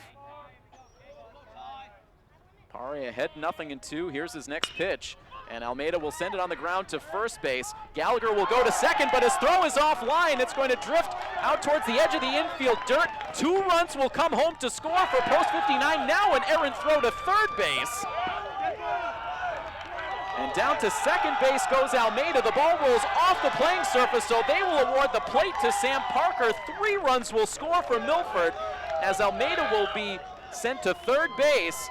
And what a flip of the script in this bottom of the 5th inning, as Ambrosoni, Wild, and Parker all come home on a comedy of errors on the Leominster side. So it was Milford errors early in the game that allowed Leominster to take the lead. And a couple of throwing errors on that same play allow 3 runs to come home, and Milford will now take the lead in this game.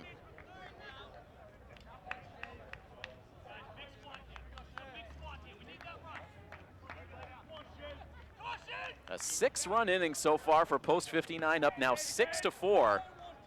Almeida's the lone base runner now at third as the pitch misses inside to Matt Shaver. So Almeida reaches on the fielder's choice. An error on the throw from the first baseman allowed Parker to reach second base safely. Then a second error on the throw to third base. Ends up allowing 2 more runs to score as now Almeida gets caught far off the third base bag. Candicio ends up looking him back. He does not throw. It's a 1-ball, 2-strike count to Shaver.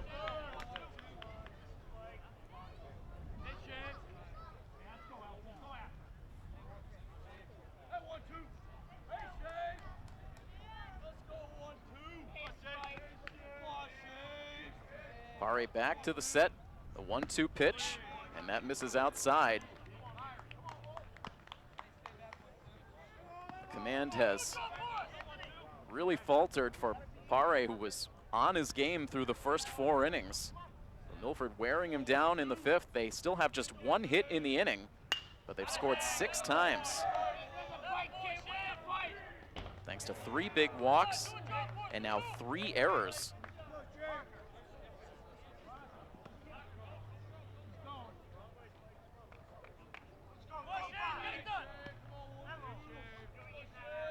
Here's the 2-2 pitch. And that's going to miss for ball 3, and yet another full count.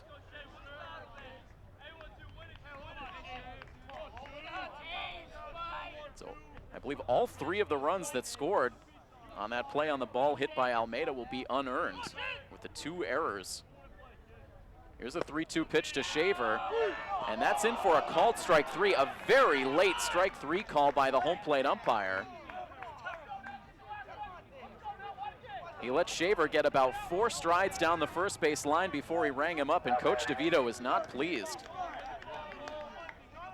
And rightfully so. The strike zone has gotten a bit inconsistent in this 5th inning, which in the most part has worked against Lowell Pare, but that time working against Shaver, who ends up getting called out on strikes.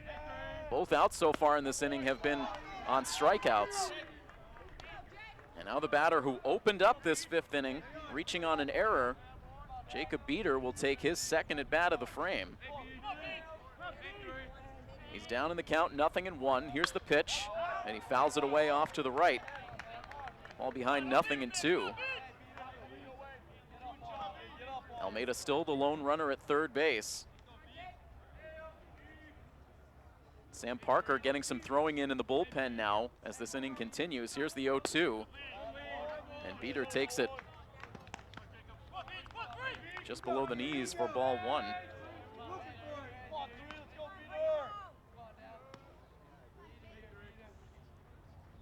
And now a 1-2 pitch. It's looped out to shallow right center field. Could be trouble. It's down for a base hit. Drops in front of Sage Bray. And Tyler Almeida will cross the plate with the 7th Milford run of the inning. They finally score a run off the benefit of a hit.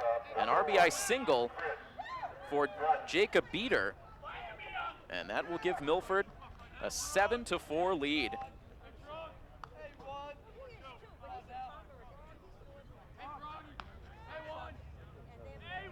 And now a 2nd at bat in the inning for Chris Brunt.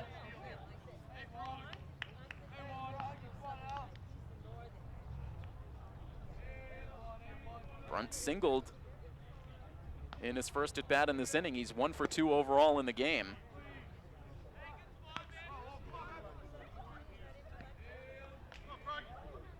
Parker continues to throw. The count 1 ball and 1 strike on Brunt.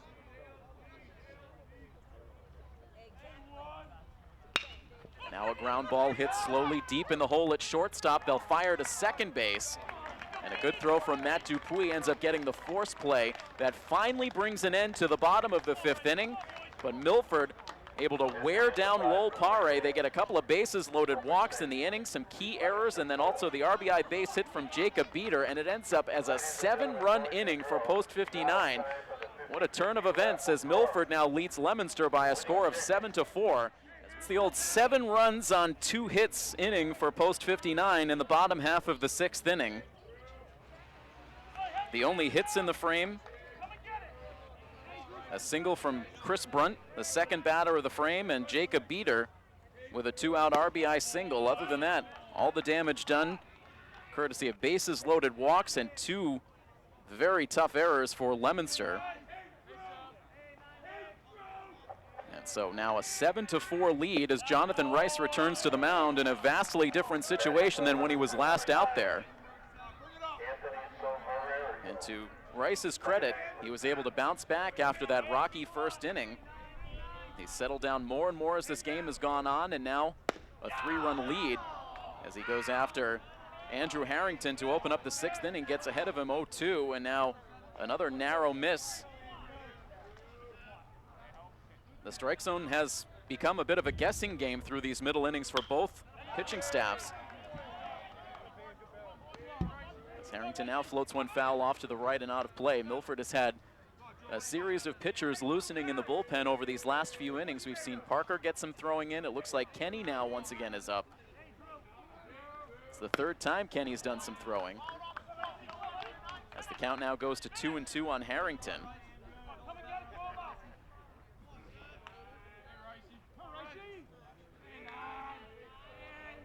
The 2-2 pitch. That misses for ball 3. Harrington singled and then saw a key error out in left field by Jacob Beater allow 3 runs in total to come home in that 4-run first inning for Leominster. Now the 3-2 pitch is hit slowly in front of the pitcher's mound. Rice, a nice quick play to scoop it. And he gets the throw to first base for out number 1.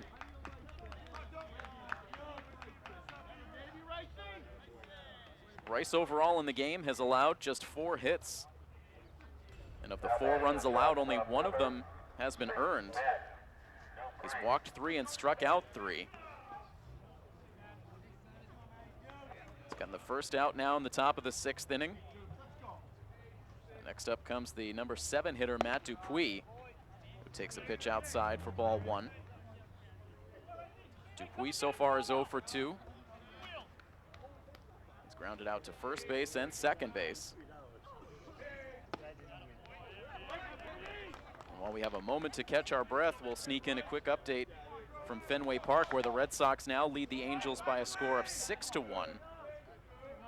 Jackie Bradley showing signs of life at the plate. He follows up the 2-run double with a solo home run.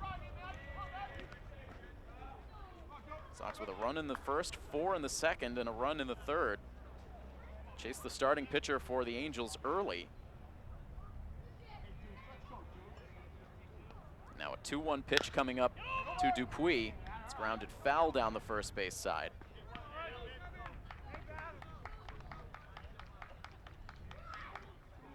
Leominster coming into this game with a perfect record on the season at 7-0. Looked like they were well on their way to victory number 8, but all of a sudden now facing a late inning deficit. That's Rice sends a looping breaking ball in that just misses, and the count will run full to Dupuis.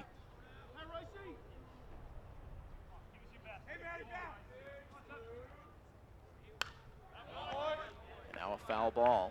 The team with the most wins in Zone 4 right now is Grafton Hill. They are 8-3, currently in 3rd place position. Grafton Hill idle tonight, so a win for Milford will put them in a tie for the most wins in Zone 4. Now a floater hit out to shortstop. Chris Brunt, just a shade onto the outfield grass, is able to make the catch. And Dupuis is gone for out number 2.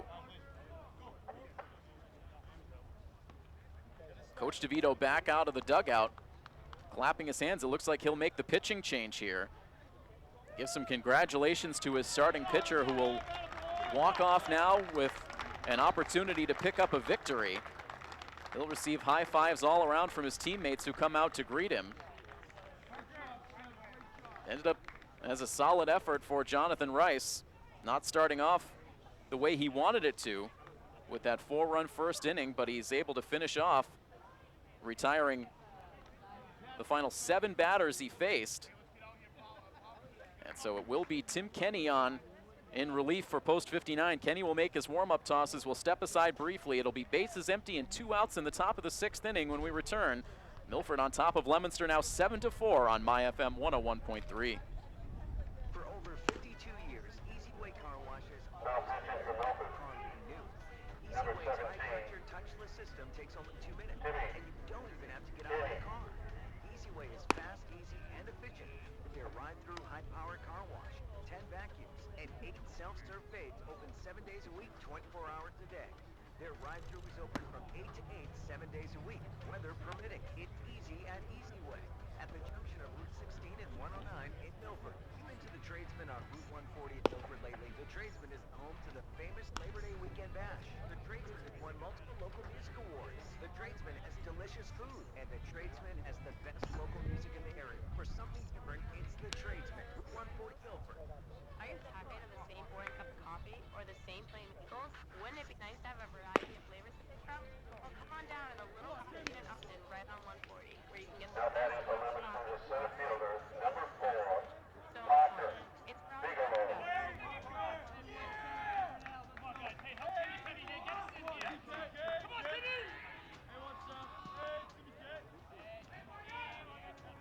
The tall right-hander Tim Kenny out of the bullpen with 2 outs and the bases empty. He quickly pumps a fastball in for a called strike 1 to Parker Bigelow.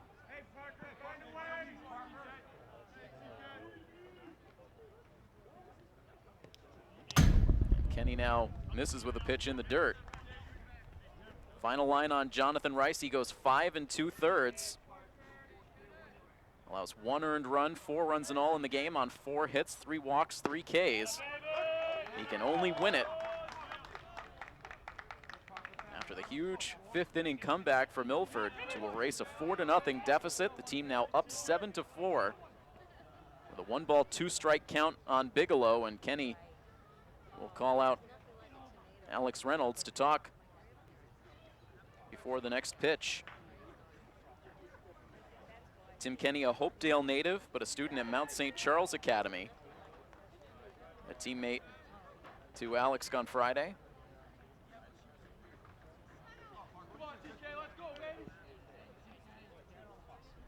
Making his 3rd appearance on the pitcher's mound this season. Here's his 1-2 pitch now, and it's a ground ball hit slowly to second base, right to Shaver.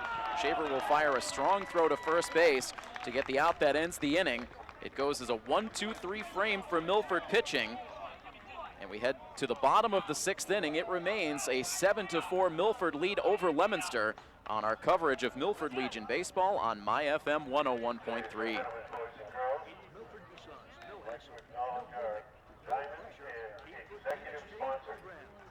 Executive sponsor, Imperial Gas. Diamond sponsor, Benjamin Moore Paint Company. Milford Federal Bank. Milford National Bank and Trust Company. Water Associates. Gold sponsor. Area is Talon Inc. Leominster Building Corp. Ben Daddy Motors. Sponsor of Milford Legion Baseball. Oliva's Thank Market you for Catering your Gourmet generous Gift Shop, support. providing quality products and exceptional service to the greater Milford community. Oliva's will make your party one your guests will never forget. Whatever your special occasion may be, a stop at Oliva's Market Catering and Gourmet Gift Shop is a hey, try Babe's homemade sauce. And don't forget, Oliva's, they've got the freshest cold cuts in town.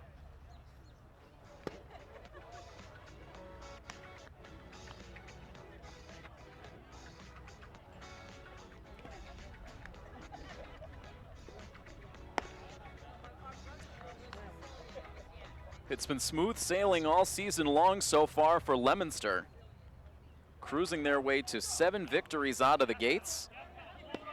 A 14-6 win in their season opener against Grafton Hill, a 13-7 win over Northborough, a 12-2 win over North County in a mercy rule shortened game, A 1-0 win in a tight ball game against Wachusett, then a big offensive day again, 13-2 over Cherry Valley, a 5-2 victory over Sturbridge, and then most recently that 2-0 pitchers duel win for Leominster over Framingham just yesterday.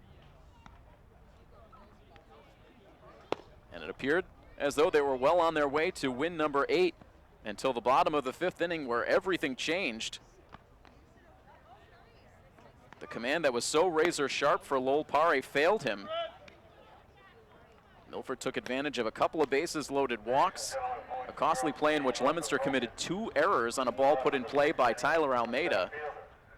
And then an RBI single to top off the frame for Jacob Beater, and now a 7-4 Milford lead there. 3 defensive outs away from a victory. But first they come to the plate in the bottom of the 6th inning where they will face a new pitcher. Sage Bray comes in from right field to take over on the mound. Bray has pitched against Post 59 in his Legion career. Sends ball 1 in the dirt to Sean Rebello as Milford sends the top of their order bats to the plate.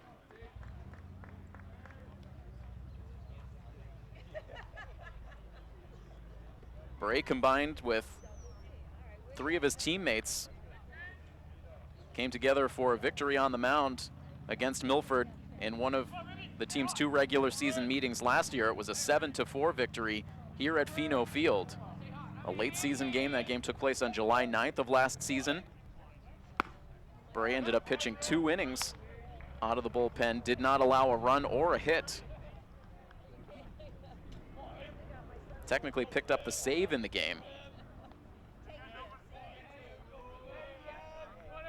It's a 1-ball, 1-strike count to Sean Rebello, who sends one hard on the ground back up the middle on into the pitching hand of Bray. He dropped it right at his feet, but was able to pick it up and fire to first base to get the out. That took a chop right in front of home plate. Bray sticking the bare hand out to make the play, couldn't make it cleanly, but was ultimately able to get the out of Rebello at first. 1-3 on the ground out. There ended up being 3 meetings between these 2 teams during the 2017 year. As Bray now faces Tommy Ambrosoni, who shows bunt and ends up taking strike 1. Leominster was able to clean up in the regular season. They won on opening day up at Pincanavino Field 6-2. And then they took the meeting here at Pheno Field later in the season, as we mentioned, by a final score of 7-4.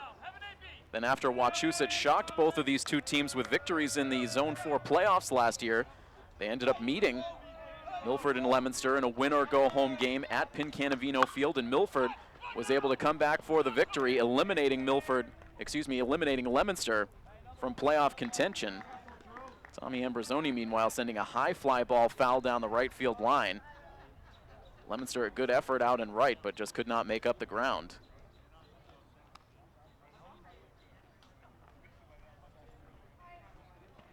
It's a no-ball, 2-strike count on Ambrosoni with the bases loaded and 1 down.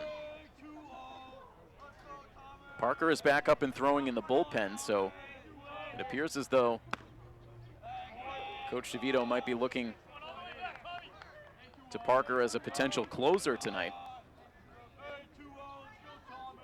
There haven't been a whole lot of save opportunities for Milford so far this season.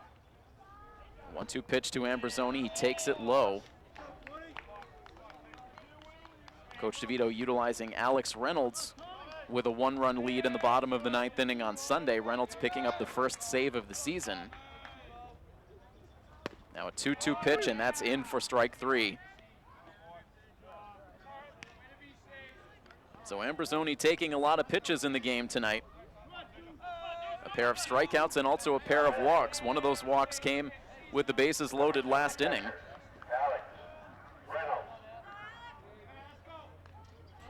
So it's 2 up and 2 down in the bottom of the 6th. Reynolds now at the dish.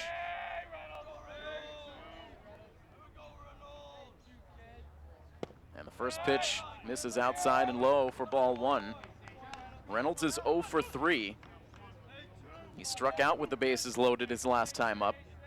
Again, Milford scored 7 runs last inning on the benefit of just 2 hits.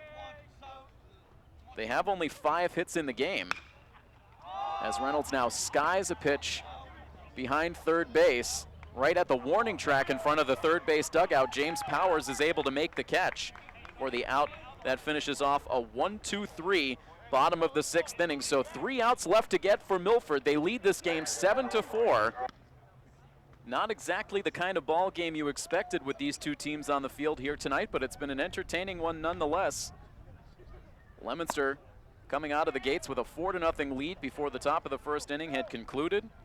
It stayed a 4-0 score until the bottom of the 5th inning, but Milford striking for 7. So they take a 3-run advantage into the top half of the 7th inning. And it is indeed Sam Parker out on the mound, looking to nail down the save. He will face batters 9, 1, and 2 in the Leominster order: Anthony Silverio, Rocco Pandiccio, and Sage Bray.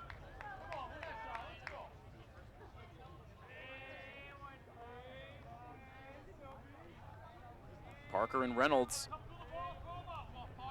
discuss their strategy before the inning begins.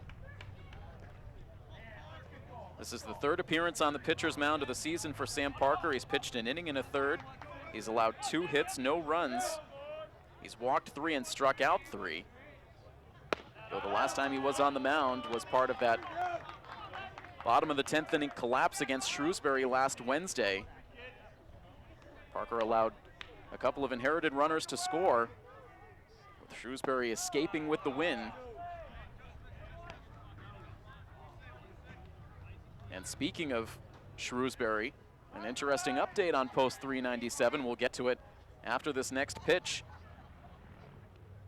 Here's the 1-1, and it's sent foul and out of play. And so Shrewsbury, who came into the night still undefeated on the season at 6-0, they are undefeated no more. They fell in a wild game against Northbridge tonight, losing by a final score of 16-13. An incredible offensive output combined between Shrewsbury and Northbridge, but Northbridge handing Shrewsbury their first loss of this 2018 season. As Parker gets a swing and a miss from Silverio, he goes down on strikes. Parker gets a K to open up this top of the 7th inning, so we might see both unbeaten teams remaining in Zone 4 go down on the same night. Shrewsbury loses their first. Now Leominster down to their final 2 outs. We'll go back to the top spot in the post 151 order. Rocco Pandiccio, who's 0 for 3. Takes the first pitch high for ball 1. Can also tell you that Maine South walked away with a 10-0 victory. Winning it over North County. So Maine South will improve to 3-4 on the season. North County with the loss drops to 5-10. Northbridge with their win pulled to 4-5 overall on the year. Here's a 1-1 pitch now. In for a strike. Just barely grabbing a piece of the inside corner. Pandiccio shakes his head in disagreement. 1 ball, 2 strikes, 1 out, and the base is empty. Parker, the lefty, into his windup. The pitch is flared in foul ground behind first base. Over is Almeida into the game defensively, and Tyler makes the catch. He replaces Sam Parker defensively at first base in the 7th inning, makes the play. And Milford now 1 out away from victory. The last hope for post 151 rests in the bat of Sage Bray.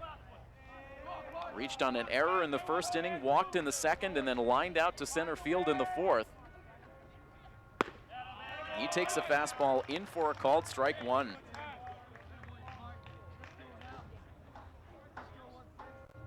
This game just now reaching the 2-hour mark. The 0-1 pitch from Parker is in for called strike 2. No balls, 2 strikes, 2 outs in the inning. The bases are empty. Parker back to the set. The windup and the 0-2 pitch. It's popped up on the infield, playable on the right side. Tyler Almeida calls for it, he makes the catch, and that ends the ball game. A resilient effort for Post 59 here tonight, down 4-0 after half an inning. They stage a 7-run surge in the 5th inning, and they will hand Leominster their first loss of the season. Milford wins it by a final score of 7-4. They improved to 8-3 overall on the season, and Leominster, with their first loss, they drop to 7-1.